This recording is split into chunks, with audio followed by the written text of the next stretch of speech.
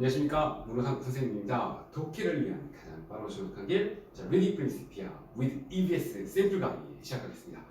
자, 저희가 앞서 OT에서 이제 EBS 샘플 강의 해주겠다라는 얘기를 드렸는데요.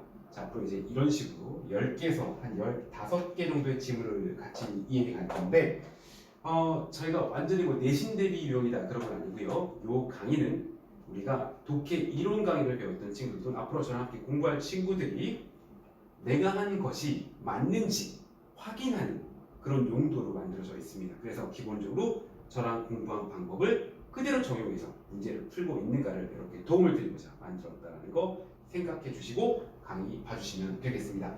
그리고 제가 앞서 언급한 것처럼 우선은 제가 임의로 10개에서 15개 지문을 뽑아서 진행을 할 텐데 여러분께 신청을 좀 받겠습니다. 그래서 선생님 이거 해주세요라고 했을 때 그 신청을 받아서 그 중에서 엄선해서 제가 여러분께 좀 신청받아서 궁금한 질문들이 있다면 그것도 포함해서 한번 할 테니까요. 강의 들어보시고 저도 선생님처럼 해설하는 강의를 듣고 싶어요. 이 질문을 그럴 때 여러분들 저희 신청해 주시면 되겠습니다.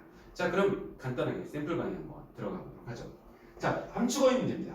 함축어의 문제는 이렇게 밑줄이 쳐 있는데 이 밑줄의 핵심은 뭐였냐면 어차피 얘는 글의 주제문 또는 키워드와 관련되어 있다 라고 저희가 이 수업 시간에 배웠습니다. 그래서 문제를 풀이하는 상수, 주제를 잡아간다면 이 문제 또한 쉽게 풀 수 있다 라는 이야기 드렸습니다.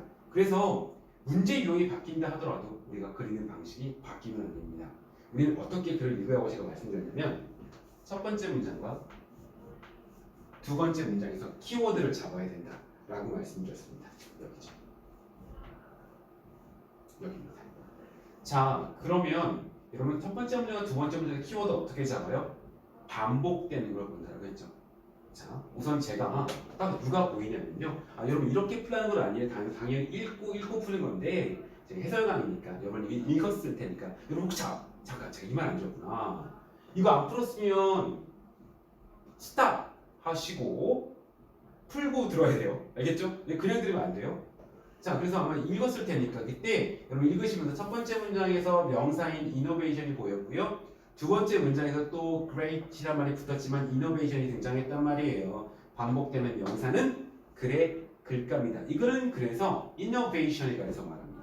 자, 이게 지금 이 글의 글감에 해당하는 거죠. 그러니까 저희가 배웠던 방식 그대로 어떤 지문이 나도 흔들리지 않는 그 모습을 여러분처럼 함께 확인해 가시는 겁니다. 알겠죠?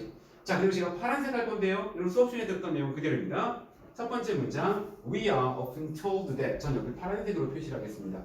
파란색은요 예상의 신호입니다. 여러분들은 이 표현을 보면서 어떤 생각이 들었나요? 맞습니다. 통념이겠다라는 예상이 됐을 거라 생각이 듭니다. 자, 통념의 신호입니다. 그래서 통념을 myth라고 하겠습니다. 얘는 신화라는 뜻도 있지만 통념이라는 뜻도 있습니다. 가볼게요. We are often told that 우리는 종종 이렇게 듣습니다. 아니 그럼 누가 이렇게 말하는데 원래는 by people이 있어야 되거든요. We are often told by people that 이렇게 by people that 이하라고 사람들에 의해서 듣습니다 이렇게 되는데 여러분 아시는 것처럼 수동태 문장에서 일반적 정보로 생략될 수 있죠. 그래서 이제 by people이 생략된 겁니다. 그래서 우리는 그걸 알 수 있으니까 이는 사람들이 우리한테 이렇게 말하는구나. 사람들이 말하는 내용이 여기거든요. 그러니까 여기 통념이라고 해요. 됐죠? 통념은 여러분 우리 어떻게 활용하죠? 통념 안에는 글감이 들어있다. 통념이 뭔데? 어떤 대상에 대한 일반적 사고죠. 그러니까 필자는요 그 대상에 대해서 일반적 사고를 부정합니다. 일반적 사고가 뭔데? 자, 통념은 뭐라고 우리한테 말하는데 이렇게 말한다는 거죠. There is no 어떤 혁신도 없습니다. 경쟁이 없다면. 자, 이중부정인데 이중부정은 간단하게 부정어 2개 지우면 됩니다. 그럼 통념은 뭐라고 말하냐면 이렇게 말한다는 거죠. 혁신이 있으려면 경쟁이 있어야 돼. 자, 필자는 누구를 반박할까요? 통념, 이 혁신을 반박할까요? 경쟁이 있어야 된다는 의견을 반박할까요? 자, 얘를 반박합니다. 그래서 이걸 반박하는 게 이렇게 이런 문장에서 이제 이어집니다. 자, 그럼 그런 아이디어를 가지고 읽어보고요. 자, 그리고 이 부분을 이 지문에서는 여기서 이제 주제랑 같은 말이 나오긴 하거든요. 그런데 저는 이 부분을 여러분께 이렇게 설명을 드렸습니다. 커마가 있는 관계대명사는요 계속적 용법 아니 그런 거 말고 얘를 뭐라고 배웠죠? extra information. 그래서 얘는요 extra information이 뭔데요? 일반적인 정보거나 중복된 정보입니다. 그래서 이 말은 밑에 한번 또 나옵니다. 여기서 사실 키워드가 등장했습니다. 키워드가 뭐냐면 이거거든요. 공유라는 말이 키워드예요. 그런데 이 말이 밑에 또 나오거든요. 그래서 필자가 이렇게 찍어준 겁니다. 내가 이 한 번 더 나올 거니까요. 여기는 편하게 보세요라고 한 거예요. 그래서 저는 진짜 편하게 보고 머릿속에 이렇게 담아두진 않았습니다. 그러면 다시 여기서부터 가볼게요. 제가 핵심만 딱 읽어볼게요. 우리는 종종 듣습니다. 혁신은 반드시 경쟁이 있어야 돼. 그렇죠? 갈게요. In truth. 근데 사실 말이야. 어떤 혁신도 발생하진 않아. 어디서요? 고립 속에서. 잠시만. 그럼 이 고립이라는 말이 다시 어떤 혁신도 발생하진 않아? 고립 안에서. 그쵸? 그럼 이 고립이라는 게 무슨 말이에요? 경쟁을 말하는 거죠. 서로 경쟁하니까 나만 알고 있을래? 이렇게 된 거예요. 그걸 이제 경쟁이라는 단어를 이렇게 바꾼 거라고. 선생님 반박한다며. 반박하잖아. 어떤 혁신도 발생하진 않아. 고립 안에서. 자, 부정의 논리 기억나요? A는 B가 아니야. 다시 이제 반박하는 거잖아. 근데 혁신은 아니야. 어디 안에서? 고립 안에서는 아니야. 그렇죠? 그래서 이제 통념, 반박 이렇게 이어진 겁니다. 그러면 혁신은 어디서 발생하는데? 그게 이들의 주제입니다. 자, 가볼게요. 개인적으로 나는 요청받은 적이 있지. 뭐 하라고? To sign. 자, 사인하세요라고 요청받았대. 어디에요? 끔찍하게 많은 숫자에 a number of예요. 그래서 끔찍하게 많은 바로 non-disclosure 하면 비밀 누수를 하지 않겠다는 agreement 각서거든요. 그래서 non-disclosure 누수하지 않겠다라는 각서에 약속한 적 있지. 누구로부터요? 다른 연구자로부터. 그러니까 이런 거잖아. 야, 너만 알고 있어야 돼. 자, 사인해 사인. 이거 비밀 말하면 안 돼. 이렇게 요청을 받았다는 거죠. 이게 뭔데? 아이솔레이션이에요. 그러니까 나는 이런 것도 되게 많이 받았다는 거. 누구한테요? 수많은 이런 각서를 써왔다는 거죠. 그리고 뭐랑 같은 말이야? 우리는 종종 이렇게 듣지? 이렇게. 그러니까 사람들 우리한테 이렇게 각서 쓰라고 하지. 이렇게 된 거예요. 그럼 결국 지금 여기까지는 다 지금 통념에 관한 이야기를 계속 말하고 있어요. 그리고 통념 이 사람은 뭐라고 말했어요? 얘는 절대 아이솔레이션은 발생하지 않아. 근데 사람들은 나한테 이렇게 비밀 유지 각서를 쓰라고 해. 이때 비밀 유지 각서라는 말은 뭐랑 같은 말이죠? 아이솔레이션과 또 연결되는 거죠. 됐죠? 그럼 아직 필자가 진짜 말하고 싶은 얘기는 나오지 않았어요. 그렇죠? 자, 갈게요. 그러나 in truth 사실 말이야. 자, 갈게요. 그러나 사실 자, 이제 뒤집겠죠? 그러나 사실 나는 I found that this 나는 근데 발견했어. 이런 접근법이 뭐죠? isolation 하는 거. 그치? 얘가 반생산적이다. 비생산적이라는 걸 발견했어. 필자가 이제 반박하기 시작하는 거죠. 다시. 얘는 절대 생산적이지 않아. 그럼 이때 반생산적이라는 말은 무슨 말이에요? 이노베이티브하지 않다라는 말입니다. 됐죠? 그래서 연결할게요. 자, 여기 원래 밑줄이 여기 쳐 있었는데 지금 여기 좀 빠져 있는데 여기 양해를 좀 부탁드리고요. 사람들이 어떤 사람들이냐면 자, 필자는 여기를 물어봤습니다. 자, hold their card. 그들의 카드를 너무 밀접하게 어디에 조끼에 대고 있는 사람들은 자, 가요. Rarely the one. 그들은 좀처럼 사람들이 아닙니다. 어떤 사람들? Who play the winning hand. 바로 승리하는 손을 가진 사람들이 아닙니다. 이렇게 말하고 있죠. 그리고 여기 지금 밑줄 쳐 있었거든요. 자, 그러면 이 부분은요. 이 글의 키워드와 관련되어 있다고 말했죠. 얘는 지금 뭐랑 같은 말이냐면 바로 요겁니다. disapproach. 요거를 그대로 비유한 겁니다.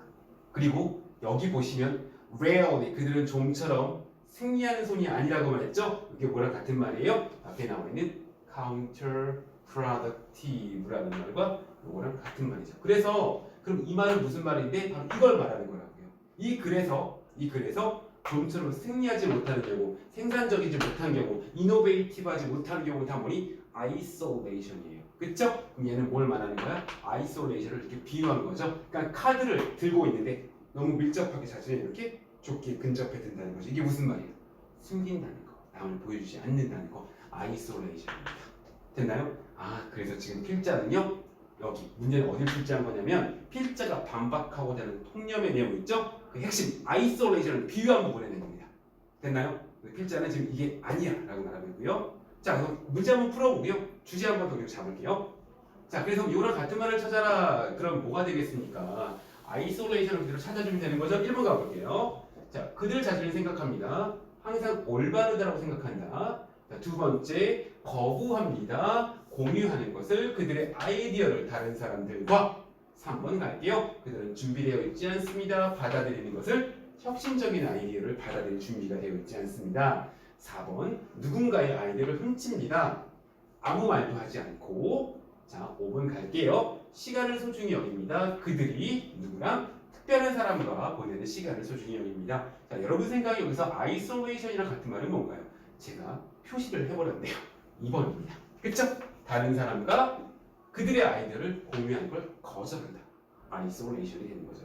그쵸? 이게 되셨습니까? 그래서 지금 이 문제는요. 필자가 반박하고자 하는 통념의 핵심 내용에 밑줄을 쳐서 그 부분이 비유되고 있는 것과 같은 것을 골라라 라고 했던 문제입니다. 자 여기까지 여러분들 이런 식으로 이렇게 문제를 풀 수 있고요. 자 그래서 어떤 문제건 간에 이 글의 키워드 핵심 단어와 관련된 것들을 출제한다는 그 부분은 변치 않습니다. 자 근데 제가 주제 한 번만 잡고 할게요. 저희가 이제 빨간색 표시 한번 할게요. 이 부분은요 3월달에 아니 3월이 아니죠 죄송합니다. 1월달에 공부할 때 같이 했던 건데요. 바로 이때 강조문입니다.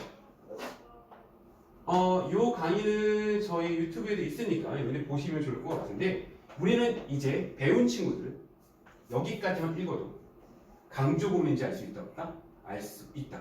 자 여러분 제가 지금 구문 시간이 아니기 때문에 다 해설되지 못하고서 얘가 강조문이고 우리는 얘를 여기까지만 읽어도 알 수 있다. 이렇게 전달하고 할게요. 그래서 이 부분 관련해서 선생님 저 이거 강의 한번 보고 싶어요 이런 친구들은 말씀해 주시면 강의 넣어드리도록 하겠습니다. 알겠죠? 이건 오픈되어 있으니까 채널에 들어오셔도 있습니다. 알겠죠? 그래서 저희는 여기까지만 봐도 강조 부분인지 알 수 있습니다. 그럼 여기는 강조되고 있죠? 여기는 무슨 말 나오겠어요?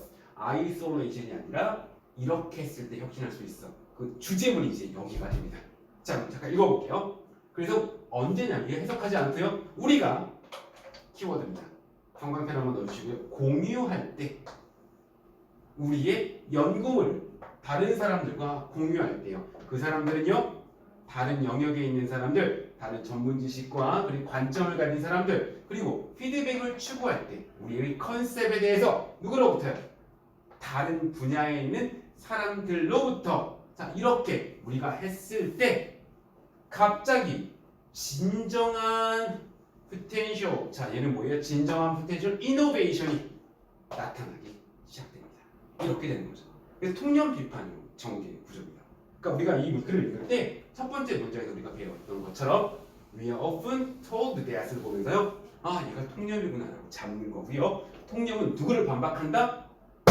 글감이 아니라 요지를 반박한다. 글감은 그리고 반복된다라는 이 기본적인 개념들을 가지고 가고요. 함축어휘는 키워드와 관련된 부분이 뚫습니다. 원래 보통은요 주제문을 비유한 거에 뚫는데 여기서는 특이하게도 그렇죠. 통념의 부분에 빈칸을 함축어 및 통념을 비유하고 있는 부분을 뚫었습니다. 그래서 필자는 지금 그래서 사실은 이 글에서 통념 부분의 문제를 더 제기하고 있는 거죠. 그래서 이를 비유해서 이렇게 하면 안 돼 라고 말해주고 있는 겁니다. 됐나요? 네, 자 이렇게 좀 보고요. 제가 하나 더 말씀드리고 싶네요. 제가 아까 여기 콤마 찍고 여기서 뭐라 그랬어요? 얘는 중복된다라고 말씀드렸죠? 저 믿고 가셔도 됩니다. 그래서 여기 공유라는 말이 났을 거예요. 어디 썼죠? 여기 제가 아까 저 여기 안 읽고 그냥 편안하게 갔어요 라고 했어요. 왜 그러냐면 얘는 또 나올 거거든요. 여기 공유라는 말이 나왔단 말이에요. 그러니까 공유라는 말을 한 번 더 해주죠. 어디서요? 여기서요. 그래서 우리 여러분들 이것도 한번 기억해 보세요. 다시 한 번 더 우리 관계사의 계속적 문법이라고 말하는 거 그거 뭐다? 엑스트라 인포메이션이다 라는 것도 기억해 주시면 되겠습니다. 저희 그 샘플 강의 간단하게 드리고요. 아마도 다음번 강의들은 좀 더 끈활기라든가 이런 것들을 조금 더 추가해서 해드리려고 합니다. 자 이렇게 샘플 강의 마치고 우리 본 강의에서 한 번 더 멋지게 뵙도록 하죠. 수고하셨습니다.